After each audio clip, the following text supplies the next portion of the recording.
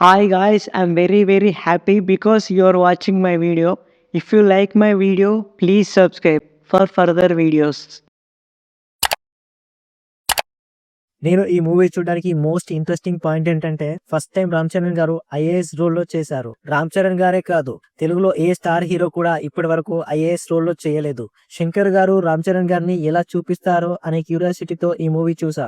నాకైతే just okay అనిపించింది. Game changer previous event లో సుకుమార్ గారు మాట్లాడుతూ ఈ సినిమాలో రామ్ చరణ్ గారు పర్ఫార్మెన్స్ కి నేషనల్ అవార్డు వస్తుందన్నారు. నిజంగానే రామ్ చరణ్ గారు బాగా పర్ఫార్మ్ చేశారు. Flash back episode Appanna role లో మాత్రం అల్టిమేట్ గా చేశాడు. ఇది మనం చాలా సార్లు చూసిన టెంప్లెట్ స్టోరీనే. అన్ప్రిడిక్టబుల్ అన్నారు, కానీ చాలా సీన్సెస్ ప్రిడిక్టబుల్ గానే ఉన్నాయి. ఫస్ట్ హాఫ్ అంతా డీసెంట్ గానే ఉంది. రామ్ చరణ్ గారి లుక్స్ బాగున్నాయి. ఆయన కరెక్టర్ గా బాగా చేశాడు. ఎస్ఎస్ తమన్ బ్యాక్గ్రౌండ్ స్కోర్ బాగుంది. కొన్ని సీన్సెస్ ని మ్యూజిక్ తో బాగా ఎలివేట్ చేశాడు. ఇండియన్ 2 తో కంపేర్ చేస్తే ఈ మూవీ చాలా బెటర్. శంకర్ మార్క్ ఉందా అని అడిగితే శంకర్ గారి రేంజ్ లో అయితే మూవీ లేదు. మనం శంకర్ గారి నుంచి ఇంకా చాలా ఎక్స్పెక్ట్ చేస్తాం. కాబట్టి ఈ మూవీ నాకు యావరేజ్ గా అనిపించింది. ఇక ప్లాట్ విషయానికి వస్తే, సొంత జిల్లాకి కలెక్టర్ గా వచ్చిన రామ్ నందన్ అక్కడ జరిగే అరాచకాలకు చెక్ పెడతాడు. పెంచిన తండ్రి బొబ్బిలి సత్యమూర్తి ఎప్పుడు చనిపోతాడా అని ఎదురు చూసే కసాయి కొడుకు అండ్ మినిస్టర్ బొబ్బిలి మోపిదేవి. రామ్ నందన్ కి ఈ మినిస్టర్ కి మధ్య క్లాష్ ఏర్పడుతుంది. రామ్ నందన్ సిన్సియర్ ని భరించలేని మినిస్టర్ అతని మీద కేసు పెట్టి మరి కలెక్టర్ రెస్పాన్సిబిలిటీస్ కి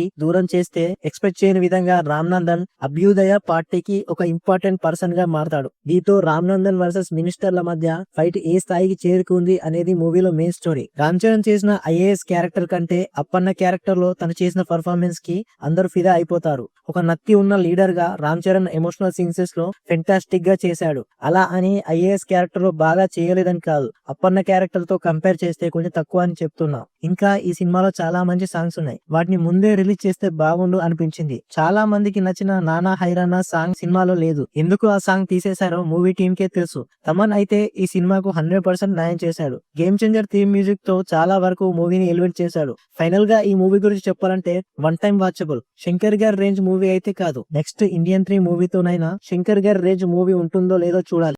సో ఇది గైస్ వీడియో. నెక్స్ట్ వీడియోలో మళ్ళీ కలుద్దాం. ఒకవేళ మన ఛానల్ని ఎవరైనా సబ్స్క్రైబ్ చేయకపోతే ఇప్పుడే సబ్స్క్రైబ్ చేయండి.